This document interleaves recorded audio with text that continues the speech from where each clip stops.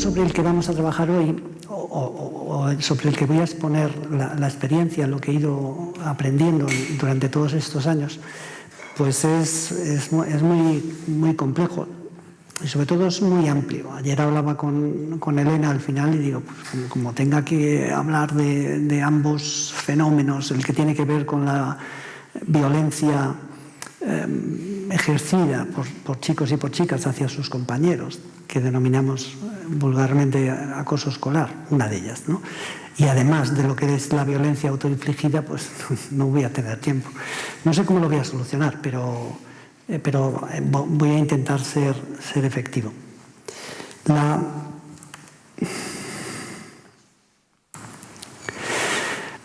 Hoy en día el concepto o el constructo de salud mental, porque es más que un concepto, es un concepto de conceptos, está tan tratado, tan habitualmente manoseado en las conversaciones, en las tertulias, en la investigación también, que es necesario pensar un poco, reflexionar sobre él, porque si nosotros hiciéramos un ejercicio aquí esencial de qué entendemos por salud mental, veríamos que no todos compartimos la misma idea. No me refiero tanto a la definición. Bueno, tenemos una definición que es la de la Organización Mundial de la Salud, que es bastante recurrente y ocurrente, pero es mejorable. Pero quiero mostraros aquí una muestra de hasta qué punto en el mundo de las personas que trabajamos en este contexto. Yo soy psicólogo clínico desde el siglo pasado y he trabajado en la clínica, aunque he desarrollado gran parte de mi desarrollo profesional en la educación, pero has trabajado en consultas, has trabajado con familias, en el entorno comunitario. Si nosotros nos preguntásemos qué entendemos por salud mental y empezásemos a escuchar lo que cada uno decimos, nos daríamos cuenta de hasta qué punto es difícil encontrar claves para intervenir desde la perspectiva preventiva en los distintos ámbitos, porque no es lo mismo situarla desde una óptica que situarla desde otra. Este es un artículo de 2015 que recoge las conclusiones a las que llegó el equipo de investigación cuando puso a trabajar a cerca de 50 expertos y expertas en salud mental de distintas profesiones y les preguntó qué entendemos por salud mental, cuál es el constructo teórico sobre el que usted maneja su práctica cotidiana. Y lo que se pudo comprobar, y lo vemos ahí en un pantallazo, es que no es lo mismo verlo desde una perspectiva que de otra. Porque dependiendo de cómo veas las cosas, cómo interpretes la realidad, lógicamente luego las acciones que tú acometes para intervenir en ese fenómeno pues pueden ser diferentes. El modelo A que habla de una concepción muy categórica y sobre todo probablemente muy tradicional de la psiquiatría más clásica y que habla de la enfermedad mental como una tara, nos sitúa en ese escenario. La salud mental es una cosa y la enfermedad mental es otra y no entran en conexión. Esto todavía forma parte de algunos debates públicos sobre cómo tenemos que promover el bienestar emocional de las personas y cómo tenemos que acometer las intervenciones para trabajar cuando hay algún tipo de trastorno, desorden o desajuste. Y todavía escuchamos a alguien que dice, bueno, mira, a mí no me hable usted del malestar psicológico, que eso es otra cosa. A mí hábleme usted de la enfermedad mental, que es de lo que yo sé. Concebir esta perspectiva desde esta visión, pues cuando nos situamos en el plano de la acción, probablemente te sitúe en un escenario en el que tienes que despreciar mucho dolor, mucha tragedia humana, mucha situación desfavorable, mucha zozobra psicológica, porque no es enfermedad, teóricamente, Y bueno, eso que lo atiendan los maestros, o los curas, los sacerdotes, los psicólogos, ¿no? Nosotros vamos a ocuparnos de la enfermedad mental. Insisto que esto tiene una historia muy marcada de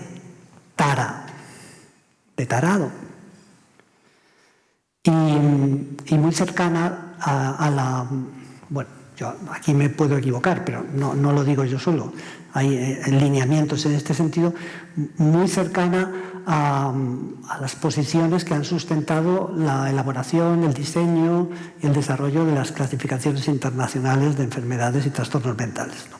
Que están muy lastradas por la consideración de enfermedad y la consideración, lógicamente, de propuestas de intervención a través de los medicamentos.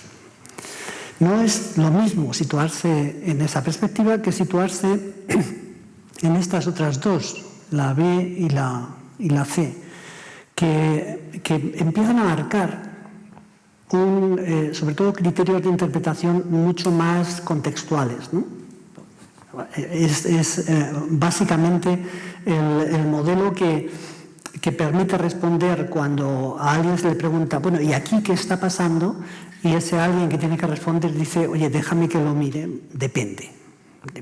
No es lo mismo haber sufrido una situación, por ejemplo, de acoso escolar, cuando tenías 8 años, pero que ha sido intervenida rápidamente, que se ha conseguido restaurar la convivencia en el aula y que hay un apoyo social, familiar, en torno a ese crío, que una situación en la que es vivida como un agujero en el alma, que no es comunicada y que por lo tanto no es tratada, no es abordada y demás. La situación es la misma, pero sin embargo el contexto es muy diferente. Y entonces va a depender, lógicamente, de ese contexto el que las secuelas, los impactos, las consecuencias sean unos o sean otros. Muchas veces, por ejemplo, asociamos con cierto grado de frivolidad experiencias de acoso escolar con el fenómeno del suicidio. Y es evidente que hay chicos y chicas que han sufrido, que están sufriendo esa experiencia traumática, que acaban decidiendo quitarse la vida o intentándolo. O lo mantienen en su cabeza. Todos conocemos, porque fue un punto de inflexión en nuestra vida, el caso de este chico vasco de Hondarribia, de Joaquín, 2004, que dejó marcado con sangre, con su letra, no aguanto más. Pero ayer comentaba en un medio de comunicación que si esta relación causal que existe fuera unifactorial, todos los chicos que vivieran esa experiencia pues acabarían planteándose algo de esta guisa. Lo que yo he ido aprendiendo es que, iba a decir 9 de cada 10, no, me quedo con 99 de cada 100 chicos y chicas con los que yo he hablado, que estaban sufriendo acoso escolar, reconocen que ellos han tenido fantasías o ideas relacionadas con la muerte, con la propia muerte. Y esto es lógico, porque a los 8, 9, 11, 15 años, cuando te sientes rajado, humillado, zapateado, vejado, insultado, excluido, cuando estás aprendiendo a entender lo que es la vida, estás aprendiendo a entender, a confiar en el mundo, en las personas y demás, y sientes que hagas lo que hagas, no puedes salir de esta, lo raro es que no aparezca esa idea. Lo raro es que no aparezca la posibilidad de resolver tu vida quitándote la vida. Pero todo esto es más complejo. Pero estos dos modelos lo que vienen a decir es que, oye, que depende del individuo, depende del contexto en el que se desenvuelve, y ahí vamos a poder graduar. Bueno, y está bien, nos acercan a una realidad más contextual, en el que lo fenomenológico, lo que tiene que ver con dónde está ubicada cada persona para interpretar lo que le está pasando, pues evidentemente cobra valor. Y no solo si tienes una tara o no, no solo si tienes una etiqueta que habla de enfermedad o no. Y luego este modelo de la superposición, que tiene algo que ver con el primero, con el modelo A, pero que al menos ya contempla la posibilidad de que en el macro concepto de la salud mental está la salud mental muy dañada, que podríamos entender en términos más tradicionales como la enfermedad mental. Últimamente, sobre todo, esto viene de distintas líneas de pensamiento y demás, pero la Sociedad Británica de Psicología, por ejemplo, pues ha ido elaborando textos y elaborando investigación y desarrollando teoría en torno a un modelo que no tiene letra, que es este, que hace referencia al continuo de la salud a la enfermedad. Y lo que viene a decir es que efectivamente hay personas dañadas, muy dañadas psicológicamente, sin que haya ocurrido nada a su alrededor que pueda explicar razones psicológicas o emocionales de esa quiebra, porque puede haber alteraciones bioquímicas, fisiológicas, anatómicas, que expliquen efectivamente una enfermedad, con secuelas de enfermedad mental, pero todo está muy relacionado con cómo vivimos, cómo nos situamos entre la vida, cómo la interpretamos, con qué apoyos contamos en las situaciones de dificultad, lo que, sobre todo a raíz de la pandemia, surgió como un concepto nuevo, pero que es un concepto muy manido ya en la investigación, que son los determinantes sociales de la salud y de la salud mental. Y entonces lo que esta teoría viene a indicar es, oye, en la mayor parte de las situaciones, muchas personas que acaban quebrando de manera grave han pasado por todo un trayecto de dolor, de circunstancias personales o contextuales que no han conseguido superar y que al final han acabado agrietando, ¿no?, esta suerte de jarrón chino que somos cada una de las personas. Bueno, esta idea del continuo es muy interesante porque te permite trazar líneas de intervención basadas en lo que la Organización Mundial de la Salud asienta sus principios, que es prevención primaria, la prevención secundaria y, por supuesto, la prevención terciaria. Pero, esencialmente, la prevención primaria. Y es qué podemos hacer para que, sobre todo, determinados colectivos vulnerables puedan ser atendidos desde una consideración de diseño de programas de prevención, que tienen mucho que ver con lo que Elena estaba comentando, en una escuela inclusiva, en una escuela que cree en el éxito para todos y demás, para que la mayor parte de las personas no quiebren en la dificultad, no vean rasgada su alma hasta el punto de considerar que su vida no merece la pena.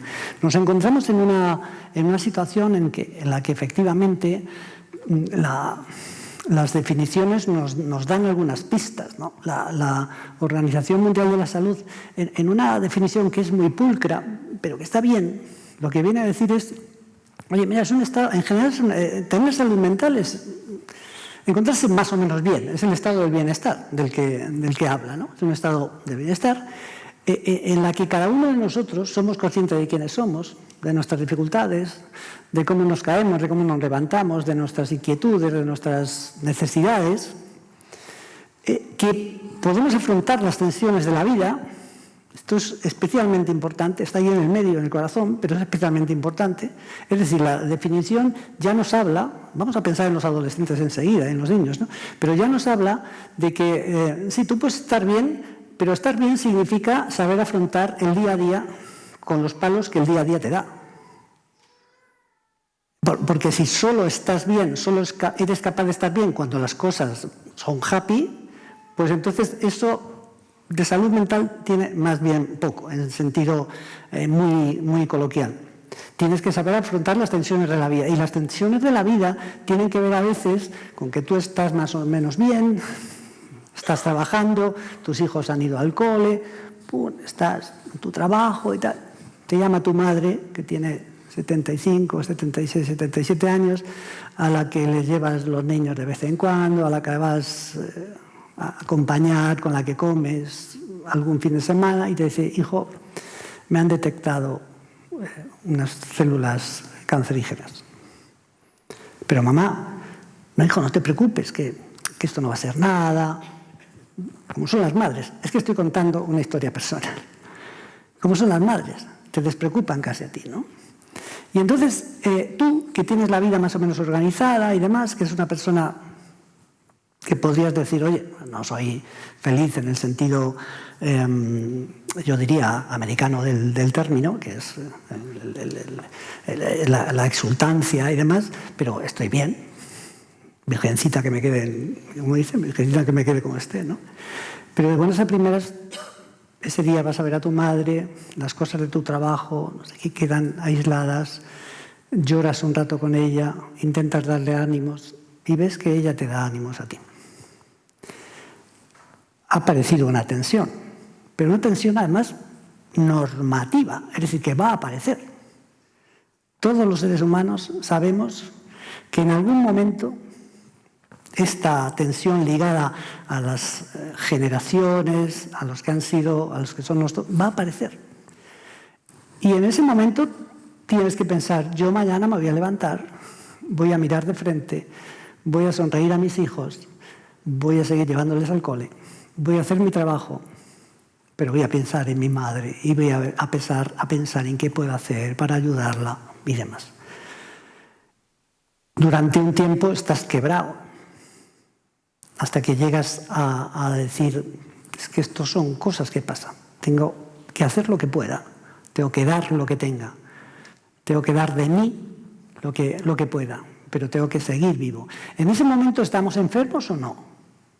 Podemos tener, no digo un trastorno de ansiedad, pero podemos vivir la ansiedad como fenómeno. Una noche que me levanto, que el corazón se me dispara, porque me han venido a la cabeza 1000 recuerdos. Puedo tener algún bajón del estado de ánimo, pero soy un enfermo, tengo una enfermedad mental. Voy al médico. Elena, esto muestra, como yo voy a terminar y he pasado 3 diapositivas, pero no pasa nada, lo importante es seguir el discurso, porque el material está ahí, con referencias y demás. Pero voy al médico de atención primaria, que es una persona amable, y me mira, me dice, José Antonio, es que lo que te está pasando es normal. Y tú dices, no, ya lo sé. Pero entonces, ¿qué hago? Y dice, mira, yo te voy a prescribir Lesatin, que es muy suave, que esto es así, que es muy suave y tal, ¿no? Y tú vas y te lo tomas como un caramelo y toda esa serie de cosas, y entras en un proceso en el que empiezas a decir, ostras, estoy medicándome por algo que tiene que ver con la vida. Y es que hay cosas, lo que no es normativo es que te ocurra algo con el hijo, por ejemplo. Eso no es normativo, pues no es natural. Pero a veces ocurre. Estoy hablando de cosas que son normativas. Y en la vida de los chicos y de las chicas, lo normativo es que me voy a pelear, que me van a llamar pringao, que me van a llamar perdedor, que voy a perder en el partido, que me va a empezar a gustar una chica y no me hace ni pajolero caso. Eso es normativo, esa es la vida.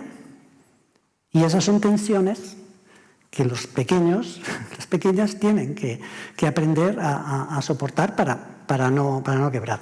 Pero es muy importante, claro. Luego dice, bueno, pues una persona que tiene salud mental pues trabaja de manera productiva y tiene capacidad para hacer contribuciones. No hace falta salir en televisión para hacer contribuciones, ni ser el cocinero vasco que nos da tantas recetas y demás. Puedes hacer contribuciones siendo buena gente en el trabajo, en tu día a día, sentándote con tus hijos a preguntarles no qué tal ha ido el cole, que les aburre mucho esta pregunta, pero sí para contarles cómo te ha ido tu día y decirles, oye, cuéntame, ¿qué hago? Pasa esto.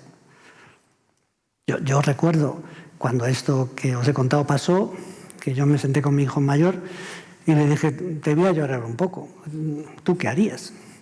¿No?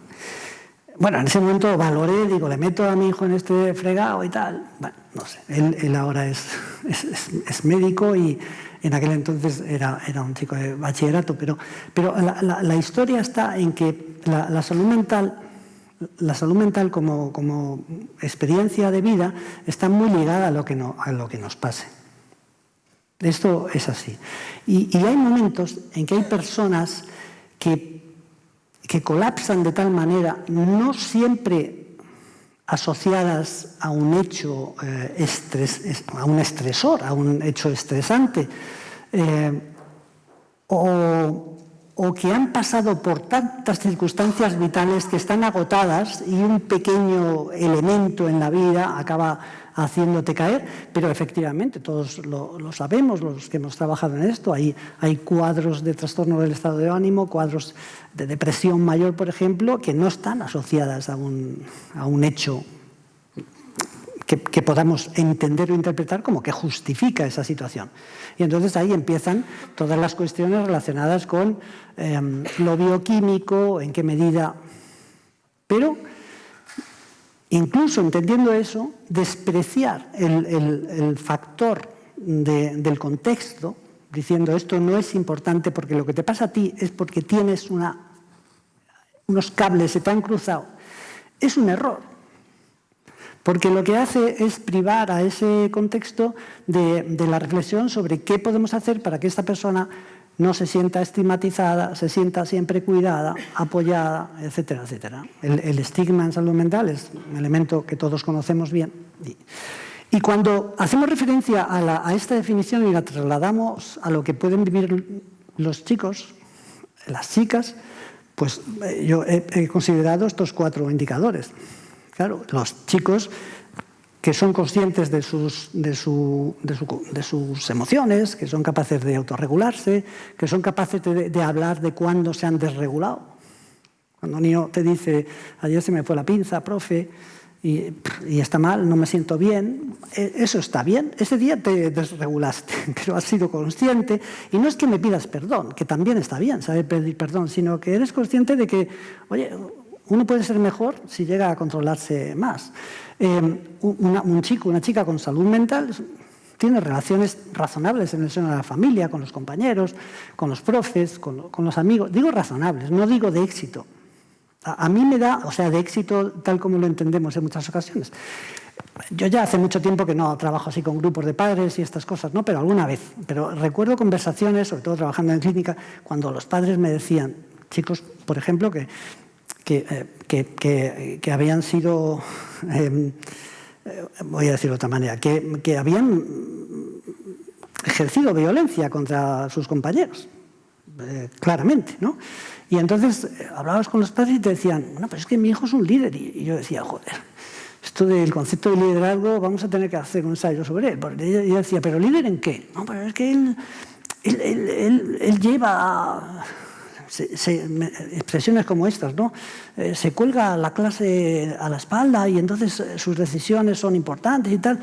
Y yo siempre acababa hablando, digo, si uno tiene que ser líder en algo es en bondad, porque en lo demás está bien, pero tiene sus riesgos. En la jerarquía, la bondad la tenemos que volver a poner como un valor dominante para que entendamos que las personas buenas son personas autónomas, independientes, valientes, que saben ejercer influencia sobre los demás desde la consideración del cuidado, la pedagogía del cuidado, de los cuidados y demás, ¿no?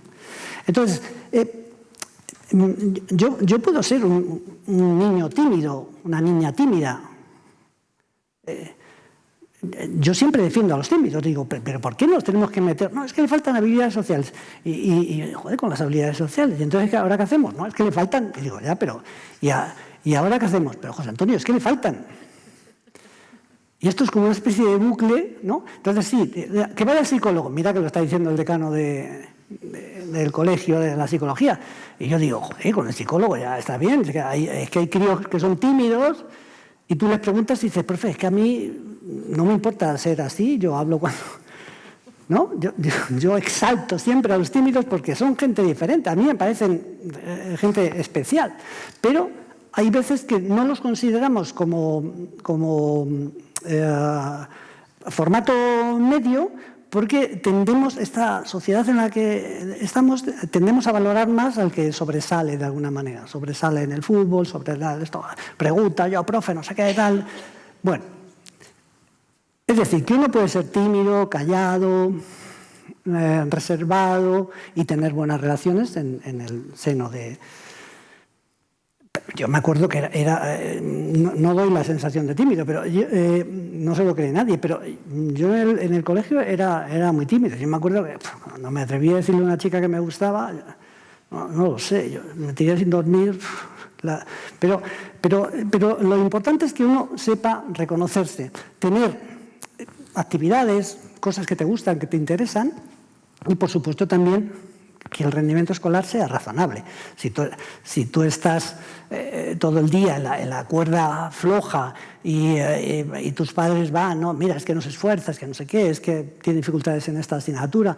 Bueno, no digo que eso sea un elemento que ya genera el germen del rasgado, pero indudablemente pues no ayuda. Pero se puede tener alguna asignatura suspensa y tener toda la salud mental que uno pueda atesorar.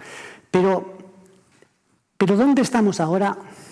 Esto yo sí quisiera intentar traducirlo. Y traducirlo, se lo comentaba Elena, no con la consideración de lo que vemos en Madrid, o que bueno, que no deja de ser un reflejo de lo que ocurre en otras partes de España, pero se habla mucho de la salud mental de los adolescentes y demás.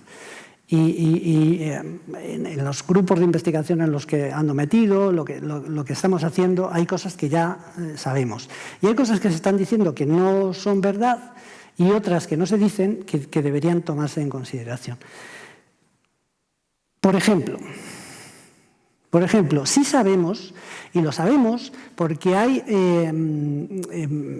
investigaciones, sobre todo las investigaciones de investigaciones, los metaanálisis, estos nos dan unas pistas tremendas, porque no es que haya hecho una investigación así en transversal o en longitudinal y haya dicho, mi investigación saca estas conclusiones. No, sino que cuando tú analizas 300 y pico investigaciones, viendo los resultados y demás, entonces la síntesis el filtrado de todas esas conclusiones te da una referencia muy clara de lo que pasa. Y lo que sabemos es que, bueno, oscilamos, ¿no?, entre el 50 y el 60, pero lo que sabemos es que entre el 50 y el 60% de los trastornos psicológicos tasados, es decir, de la enfermedad mental tasada, de la que está tasada por un manual, aparecen antes de los 15 años, surgen antes de los 15 años. Fijaos de lo que estamos hablando. ¿IDEO cuántos alumnos tiene? 1.200. Un instituto público, pues más o menos, bueno, puede tener menos, pero más o menos nos movemos ahí entre 900 y 1.200 alumnos, que pasan 175 días con nosotros al año y 7 horas al día, eso como mínimo. Si hacemos la multiplicación, veremos que no hay escenario de desarrollo personal tan intenso, tan potente como el que los chicos viven en una escuela, en un centro educativo, incomparable de los tiempos que pasan en casa.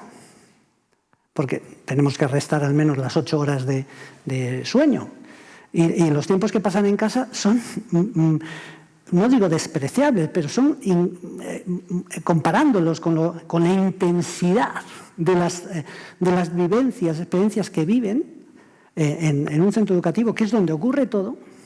Bueno, esto siempre fue así, no siempre fue así. Es verdad que la escuela tuvo un poder preponderante, pero lo que ocurría en las casas, en las familias, tenía un pico, aunque solo fuera porque nos reuníamos en los sofás a ver la tele. Y hablábamos de cosas, y veíamos películas, y hacíamos comentarios. Yo me acuerdo con mis hijos, sobre todo el mayor, con las series estas de televisión que se llamaban familiares, de física o química, o Los Serrano y estas cosas. Claro, si yo lo comparo con lo que ahora a lo que acceden, eso era la Casa de la Pradera. Absolutamente. Y yo andaba preocupado con esto. Y mi hijo me decía, pero tú, papá, ¿pero por qué no me dejas ver Los Serrano? Y le decía, porque no me gusta. Bueno, también es verdad que en física o química, el primer día, el primer capítulo de la serie, hay una profesora que tiene relaciones con un alumno. Yo tuve la suerte de hablar con el guionista en una reunión que tuvimos sobre en qué los medios podíamos... Y el guionista me dijo, pero así yo elevo la audiencia. Digo, me ha fastidiado, pero es que esto no pasa. Coño, invéntate otra cosa para que haya audiencia.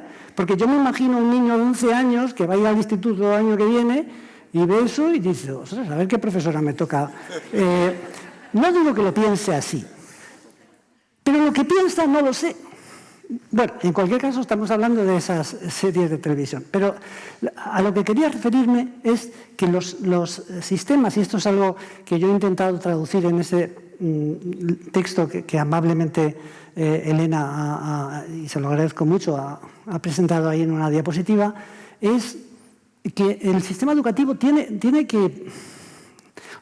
ahora la oportunidad para cambiar definitivamente. Porque si no lo hace ahora, después de lo que ha pasado y después de lo que hemos visto que está pasando, no lo va a hacer nunca más. Porque lo que estamos viendo, efectivamente, y estamos dándole vueltas y subrayando sus impactos, lo que estamos viendo es que lo que ocurre en la infancia y en la adolescencia es determinante para valorar luego lo que va a ocurrir en relación con la salud mental de los adultos. Porque si decimos que el 50, el 55, el 60% de las enfermedades que aparecen mentales aparecen antes de los 15 años, lo que sí sabemos también es que el 75% de estas enfermedades aparecen antes de los 25. Por lo tanto, el sistema educativo debe entender que lo que hagamos en los centros educativos tiene que contemplar con tiempos, espacios y profesionales esto. Yo no propongo, ni mucho menos lo que escribo, no propongo un cambio revolucionario, pero sí introducir claves muy en la línea de lo que se estaba diciendo antes, pero que sean generalizadas.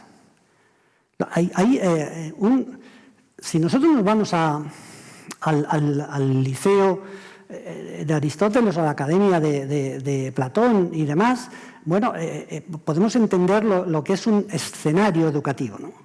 Pero no es contemplable que en un siglo XXI, en el año 23, sigamos construyendo los centros como se construían en el siglo XIX, los niños entren en un aula de unos metros cuadrados, se sitúen uno detrás del otro y lo que vean son los cuellos y no haya tiempo prácticamente para ese ejercicio de intercambio de situaciones. Los equipos docentes, lo conozco, no mucho, pero conozco las experiencias de la escuela IDEO, los equipos docentes, al menos en la enseñanza pública, tienen menos peso, organizativamente hablando y en tiempos, que los departamentos.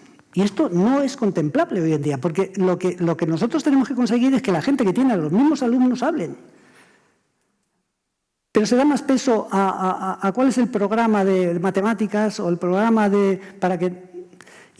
Y estas cosas así no funcionan. Aquí, en nuestra comunidad, todavía seguimos sin un espacio para la tutoría en educación primaria. Bueno, puede parecer banal, puede parecer poco importante, pero no es poco importante. Tenemos que dar muchas vueltas a todo esto, porque lo que ocurre en un centro educativo hoy es, sin duda, determinante para la concepción de la vida de las personas. Incorporo temas relacionados, por ejemplo, con el llamado acoso escolar y demás, y con los protocolos. El otro día, no lo tengo aquí, pero me enseñaron en un centro, bueno, tenían una botella de estas, de las que usamos para beber agua, y estaba escrito, pero estaba escrito, o sea, no por la persona, sino que la habían vendido así, no puedo con tanto protocolo, ¿no? Y es verdad... Es verdad que los sistemas arreglan casi todo con los protocolos, es verdad, pero es imprescindible que entendamos, o sea, lo importante es que luego desde la inspección educativa, de las personas que trabajamos en el asesoramiento de los centros, sepamos traducir eso. Un protocolo es una hoja de ruta, oye, tú tienes que hacer dar estos pasos con flexibilidad, pero tenemos que intentar que todos los centros se manejen con la misma dinámica, porque si no esto es ingobernable. con el asunto del acoso escolar. No lo hemos resuelto, no hablo de Madrid, hablo en general. Los protocolos contra el acoso escolar para intervenir, para detectar, no han resuelto adecuadamente el tema. Y puedo poner algunos ejemplos que son fáciles de exponer. Lo que a mí me preocupa no es tanto que no sepamos explicar lo que supone establecer unos pasos secuenciados para cuando yo detecto algo, o por ejemplo cuando se habla de los anexos, me dicen, joder, es que tenemos 15 anexos, y digo, pero si un anexo es un papel normalizado donde tú tienes que anotar lo que has hecho o has visto o te han contado, lo vas a tener que escribir donde sea, en tu cuaderno, en el ordenador, pues escríbelo aquí, preferentemente en un formato online. Pero tenemos que documentar las cosas, sobre todo cuando son cosas que afectan a la vida de las personas, que afectan a su salud, a su integridad psicológica y demás, ¿no? Dejadme que os cuente una cosa sobre... Voy fatal de tiempo, pero Tú te lo dices todo. Sí. El tema de los protocolos es uno de los temas que sí que podremos tratar en otra, sí. Una específica de compartir y de cómo se pueden mejorar. Sí, es un asunto delicado. Tanto en lo que afecta a estos protocolos que son obligatorios, prescriptivos, tal como establece legislación orgánica, en materia de violencia de género, casos de acoso escolar o las situaciones de autolesiones, de violencia autodirigida. Lo importante por encima de todo es que entendamos, departamentos de orientación y demás, que hay una parte de seguridad jurídica del centro que es imprescindible en estos momentos y que requiere de una operatividad, no digo meticulosa, pero sí imprescindible. Si a mí unos padres me vienen a contar, mi hijo, he visto en el diario de mi hija que me dice que se quiere suicidar, no basta con que yo se lo diga a Elena y le miremos. No basta con eso. Hay que seguir una serie de pasos. ¿A quién pregunto? ¿Qué les pregunto? ¿De quién obtengo información? Porque es que estamos hablando de cosas, de cosas que son sustantivas, es que pueden estar afectando a la vida de la persona. Una de las actividades que yo desarrollo, lamentablemente porque ocurre, pero me siento un privilegiado porque puedo ayudar, son las situaciones en las que acudo a los centros cuando un chico se ha quitado la vida. El impacto que eso produce en un centro educativo es tremendo. Y entonces, pero lo que yo hago cuando me siento con los equipos directivos y demás no es trasladarles la mecánica protocolaria, valga la redundancia, de un papel, sino tenemos que ser sensibles. Y efectivamente puede haber situaciones en las que cuando tú escarbas un poco dices, esto puede ser una falsa alarma, bueno, vamos a estar pendientes, pero puede ser una falsa alarma. Pero yo esto lo documento. Lo documento porque no sé qué puede pasar luego. Yo he actuado como perito forense en varias ocasiones ayudando a centros educativos que han sido puestos en la picota por denuncias en relación con... Bueno, y he podido comprobar como jueces han dicho, oiga, mire, el centro ha hecho todo lo que podía hacer. Detectó la situación, habló con la familia, habló con las familias, desarrolló acciones ligadas a la restauración, hizo prácticas de esto, mejoró la convivencia, pero el centro no puede vigilar ni poner una cadena a chicos y chicas que siguen insistiendo en otros contextos para hacer daño a otros. Pero nosotros tenemos que hacer todo lo que podamos y tenemos además que dejarlo. Y este es un asunto, como antes comentaba, este es un asunto del centro, no es un asunto del Departamento de Orientación. Pero es verdad que tenemos que dar un mensaje de que, bueno, de hecho, fijaros, la palabra protocolo, que esto no se conoce mucho, viene de, esto me lo enseñó a mí, un profesor de filosofía, que era un experto en la cultura egipcia, viene de dos palabras que son proto y colo. Y diréis, joder, pues hasta ahí ya llego, ¿no? Pero el proto es como la introducción de algo, y el colo viene de cola, de pegamento, porque en los papiros de la Biblioteca de Alejandría y toda esta serie de cosas, vosotros imaginaos lo que era consultar dónde está el texto tal. Solo veías papiros ahí. Y entonces alguien listo inventó y pegaban una primera hoja con cola en la que ponían el título y el índice que nosotros ahora vemos. Que era el que te permitía, en el momento en que desenrollabas el papiro, te permitía decir, este es el texto y de esto me va a hablar. Porque si tienes que... Pues nosotros cogemos un libro y rápidamente, aunque no miremos el índice, podemos ver. Pero un protocolo es una hoja de ruta que te permite... Esta es la idea, que te permite ver, te permite analizar, preguntar y anotar aquellas cosas que... Cuando nosotros vamos al médico, hemos visto, por ejemplo, aparte de otras dificultades por la falta de especialistas y demás, lo que hemos podido comprobar es que hemos pasado del médico que antes nos miraba al médico que está mirando a la pantalla del ordenador y te pregunta y va anotando.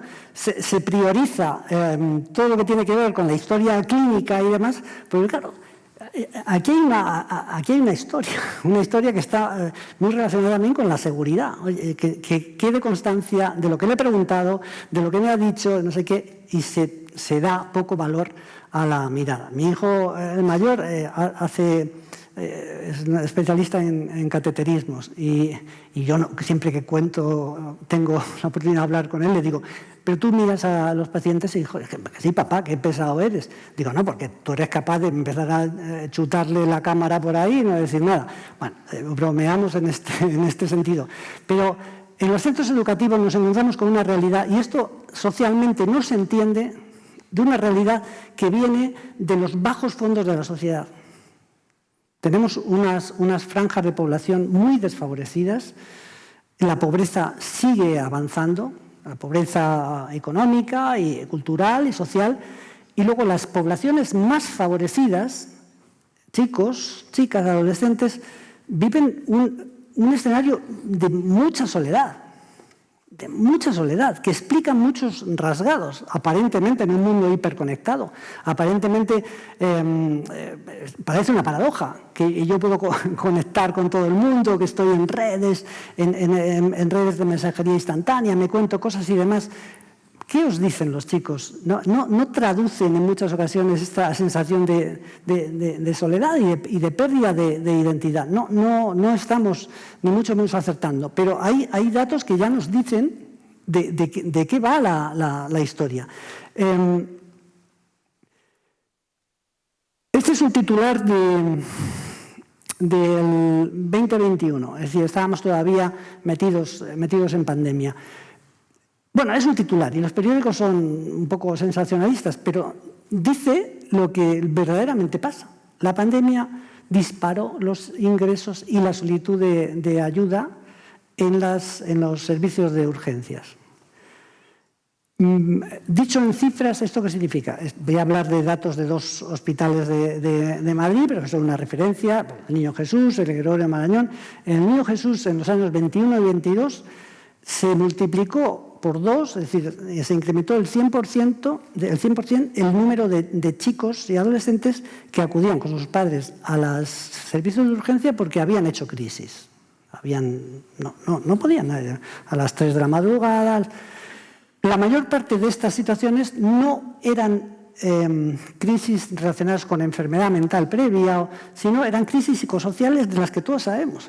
Familias que han roto, familias que no pueden con sus hijos, chicos que han llegado a comer el terreno de lo que es la convivencia ordinaria y se han desmadejado absolutamente. No estamos hablando de enfermedad mental, pero un 100% más en el 21 y 22 de lo que teníamos en el 19. Y el incremento de hospitalizaciones tras llegar a urgencias fue de un 30%. Esa es una realidad. Esto significa que tenemos hoy en día una adolescencia mucho más enferma de la que enferma mentalmente. No. Es verdad que ha habido algún incremento, por ejemplo, en los trastornos de la conducta alimentaria, ahí sí ha habido un indicador, ¿no? Y bueno, alguna cuestión más, no pequeña, como es el tema de las autolesiones. Efectivamente, las autolesiones han ido a más. Y lo digo con tranquilidad porque normalmente siempre digo, bueno, siempre tendremos que relativizar porque no sabemos si es que hay más, pido más veces ayuda y por lo tanto antes estaba pero no se visibilizaba. No, pero han ido a más y hay un contagio, hay un efecto contagio muy significativo.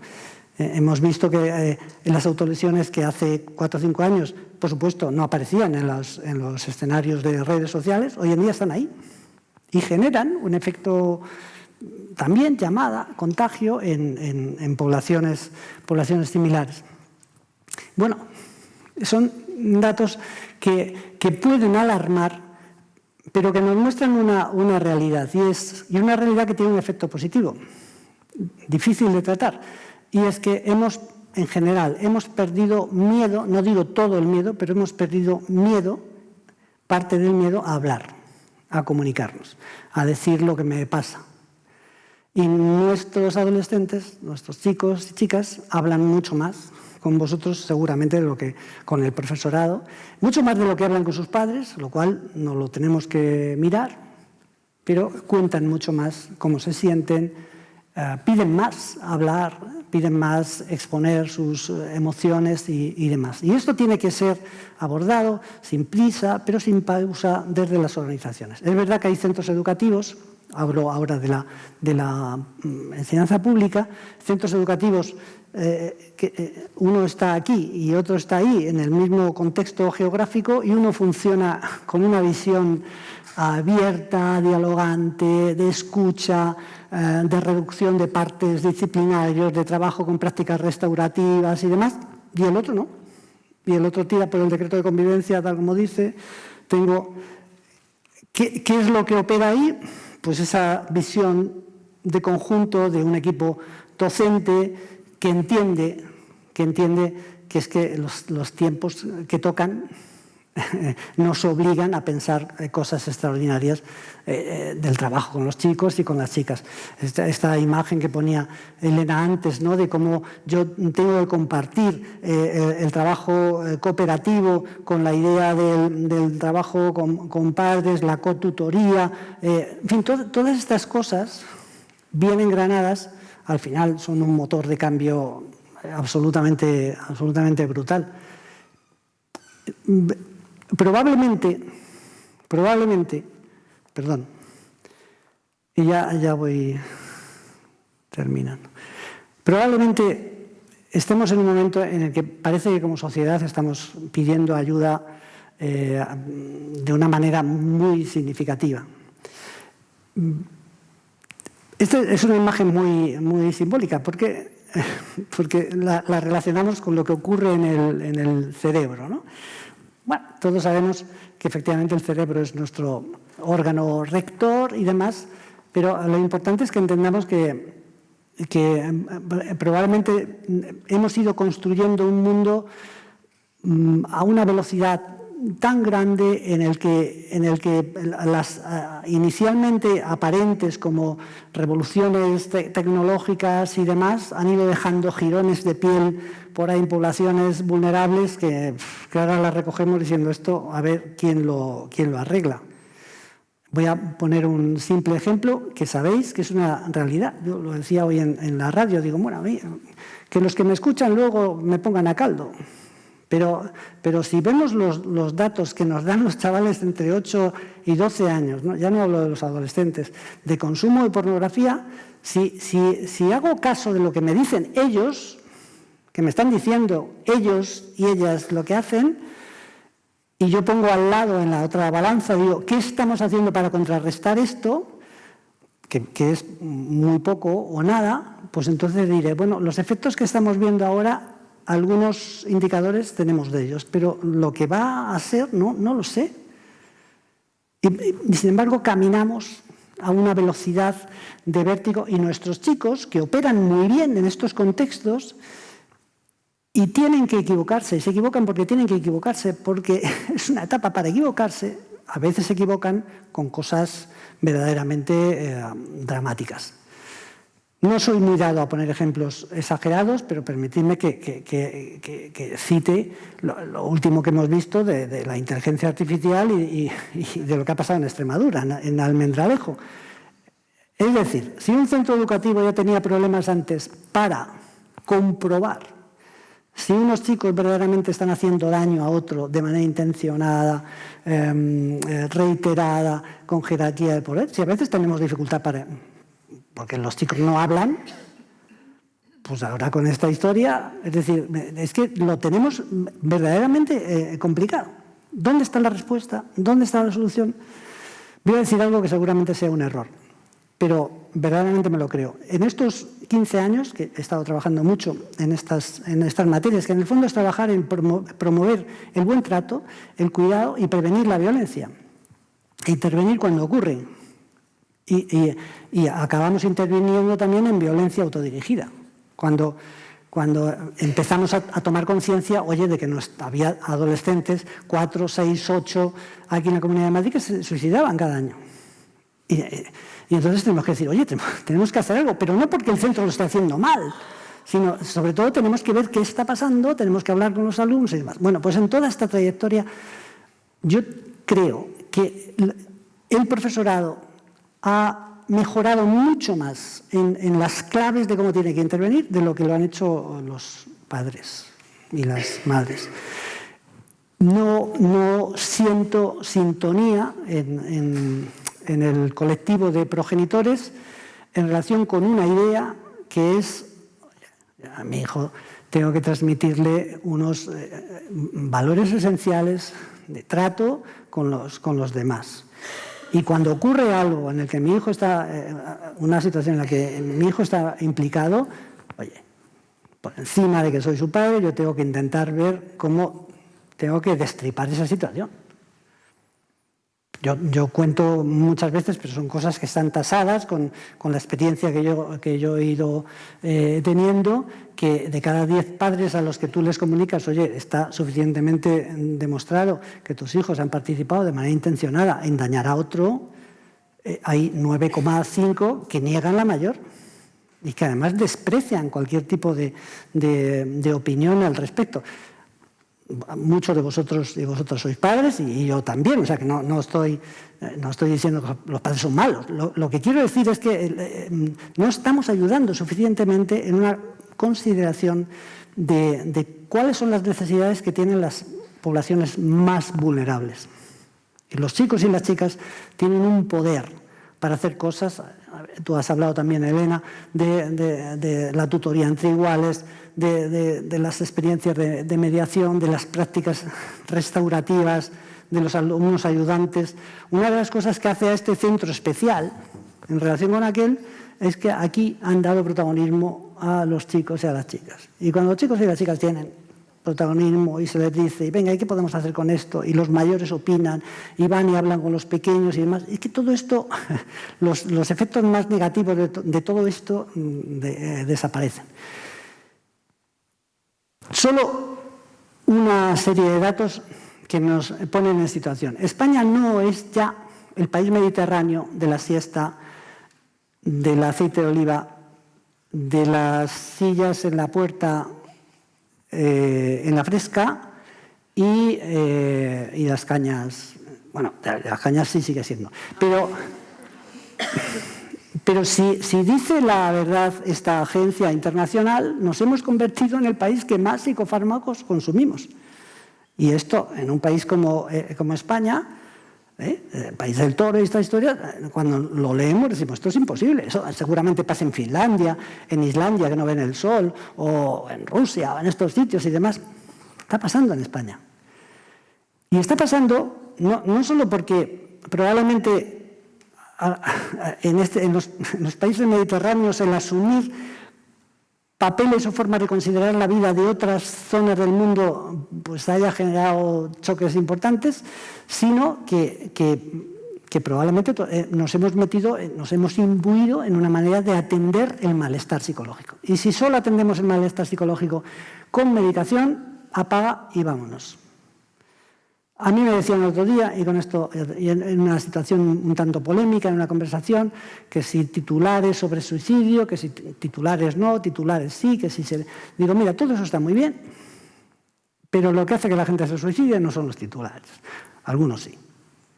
Lo que hace que la gente se suicida son las condiciones de vida, el sufrimiento personal, la desesperanza y la desvinculación. Y tenemos que acertar, claro que sí, en cómo informamos de esto.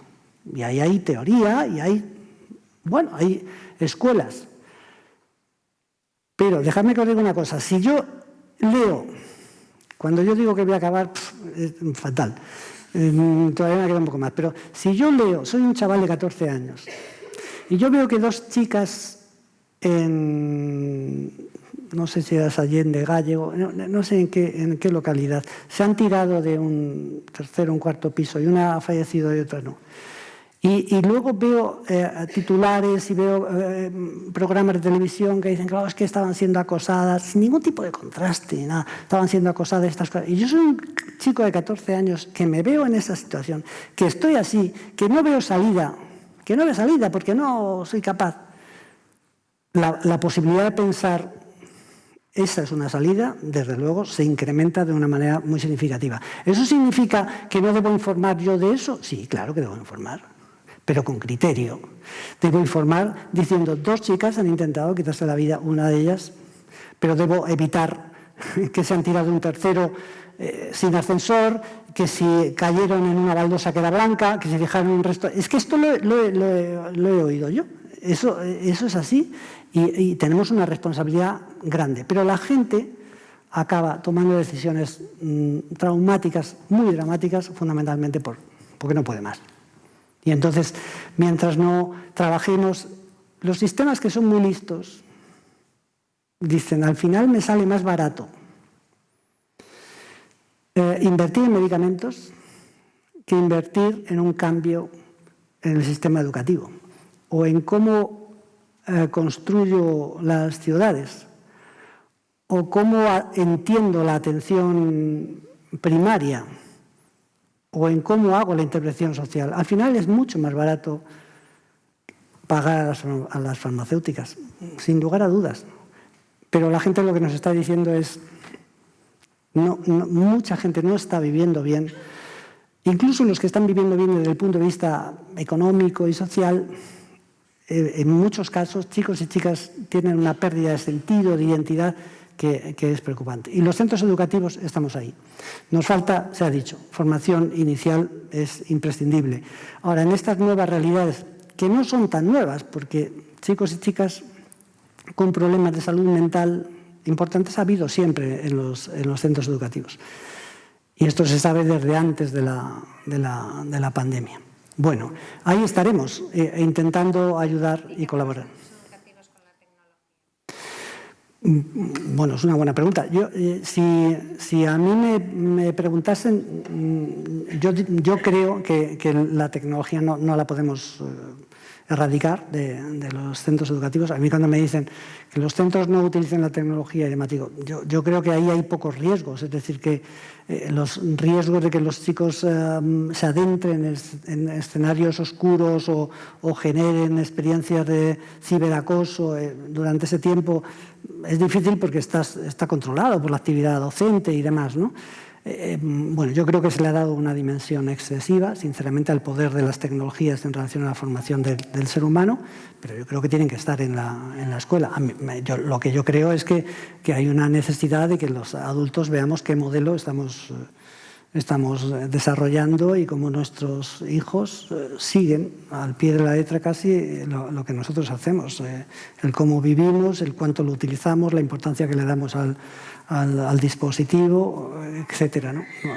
Yo creo que la búsqueda del equilibrio, en este caso, el centro educativo la tiene mucho más fácil que la que tenemos los padres en casa, aunque teóricamente nosotros si desconectamos la wifi se acabarían los problemas, ¿no? Pero Este es un asunto que creo modestamente que no se resuelve con un blanco o negro, sino con que los centros puedan reconvertir de alguna manera con experiencias atractivas y demás el trabajo con tecnologías en el aula, pero no de una manera, yo diría que predominante, ni mucho menos, ¿no? Bueno, perdóname que me he comido casi 10 minutos más. Ahora no me preguntáis nada y lo solucionamos. Bueno. No sé, si queréis 5 minutillos de alguna pregunta o si no liberamos a José Antonio. Sí, pero puedo hacer una cosa. En ese documento que os ha comentado Elena, que hay referencias, yo diría que el 100%, a lo mejor el 95% son referencias web, es decir, que no os meto textos o que tengáis que adquirir, sino que pincháis en el enlace y lo vais a encontrar. Encontráis en un blog que yo he utilizado por la universidad cantidad de referencias de cosas muy actuales, de lo que estamos haciendo, de proyectos, de programas, y me encontráis en las redes sociales, en la X de ahora y demás, me encontráis fácil. O sea que ahí podéis conectar conmigo, que yo siempre contesto, siempre. Que no te vas a escapar, que vamos a necesitar tu ayuda a lo largo de este camino que hemos empezado hoy, pero que pretendemos reunirnos más veces y compartir más. O sea que te vamos a pedir cosas concretas. Sí, lo haremos. Claro que sí. Claro que sí. ¿Puedo contar una anécdota? Sí. Es que esta es muy bonita. Este es un niño que las liaba parda en su clase. No paraba, inquieto, no sé qué, no sé cuánto. Y llega una tutora nueva, muy jovencita, María, y esta mujer dijo, ¿pero qué le pasa? ¿Qué le pasa en este caso a mi chico? Que es que me revoluciona permanentemente la clase y demás. Y entonces lo que hizo fue algo pues muy sencillo. Le dijo, oye, me tienes que contar, porque a ti te tiene que estar pasando algo y demás. Diremos, bueno, pues lo normal que hace un maestro. Bueno, y entonces le dijo, escríbemelo. Y el chico, el día 6 de octubre del 22, escribía estas cosas. Reconozco que la mayoría de los días voy a molestar a Lucas Romero y tal, sé que no está bien. Lo que me pasa en casa, ahí él nos habla de que su madre había fallecido recientemente, ¿no? En fin, incluso que han tenido que llamar a la policía. Algunas veces me llega a mi mente la muerte de mi mamá, es ahí, por las noches, y me pongo a llorar. Y él habla ahí de que tiene pensamientos suicidas. Se le pasa por la cabeza esto de suicidarse, tirarse por una ventana y demás. Y esta maestra se pone a hablar con él. Y 13 de octubre, una semana después, el chico le escribe esto. Gracias, María Velázquez, gracias por entenderme y escucharme y leer cada carta que te escribo y ponerte en mi lugar. María, de verdad, gracias. Y le pone ese corazón. La realidad de todo esto es que este chico cambió absolutamente. A raíz fundamentalmente de un acto de generosidad, de una maestra joven, con poca experiencia, pero que dijo, ostras, tu madre, cuéntame, háblame. Y eso el niño no lo había podido hablar con nadie, ni con el padre que había quedado, ni con la persona que ahora vivía con el padre. Y habló con...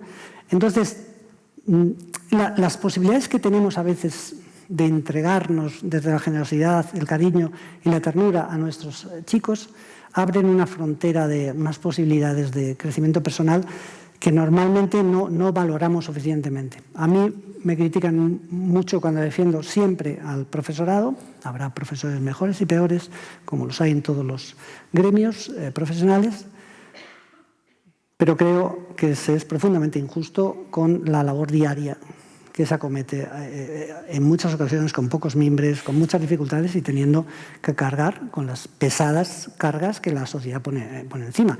Esto no lo digo para ganarme vuestra gratitud, lo considero real. El año pasado yo estuve en cerca de 350 centros con planes graves, muy importantes, de riesgo de conducta suicida y demás. En el 95% de los centros, con muy poco entrenamiento, lo que han conseguido los centros ha sido brutal, brutal, de cariño, de afecto, de cuidado, de acompañamiento. Esta es la historia. Entonces, si eso lo acompañas de algún recurso más, de más tiempo, pues estaremos más cerca de la solución. Bueno, pues nada, muchísimas gracias.